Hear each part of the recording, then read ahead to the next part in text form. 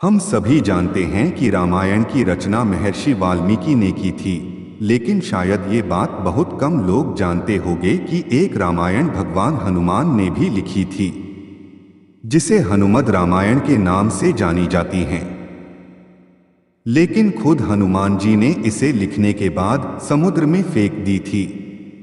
आखिर उन्होंने ऐसा क्यों किया था, आइए जानते हैं। शास्त्रों के अनुसार सबसे पहले रामकथा हनुमान जी ने अपने नाखूनों से एक शिला पर लिखी थी, जिसे उन्होंने वाल्मीकि जी की रामायण से पहले लिख दी थी। दरअसल लंका पर विजय के बाद भगवान राम अयोध्या में राज करने लगे थे। तब हनुमान जी हिमालय पर शिव तपस्या के दौरान रोज नाखून से राम कथा लिखते थे। महर्षि वाल्मीकि ने भी रामायण लिखने के बाद भगवान शिव को इसे समर्पित करने के उद्देश्य से कैलाश पर्वत पहुंच गए।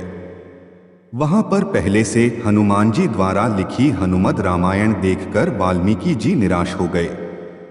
हनुमान जी ने महर्षि वाल्मीकि से उनकी निराशा का कारण पूछा तो उन्होंने कहा कि हनुमान जी द्वारा लिखी गई रामायण के सामने उनकी रामायण कुछ भी नहीं है और भविष्य में उनकी रामायण की उपेक्षा हो सकती है। महर्षि वाल्मीकि को निराश देखकर हनुमान जी ने पर्वत शिला को एक कंधे पर और दूसरे कंधे पर महर्षि वाल्मीकि जी को बैठाकर समुद्र में लेकर उस शिला को समुद्र में डुबा दिया। तभी से हनुमान जी द्वारा लिखी रामकथा कहीं भी उपलब्ध नहीं है। बोलो सियापति रामचंद्र की जय।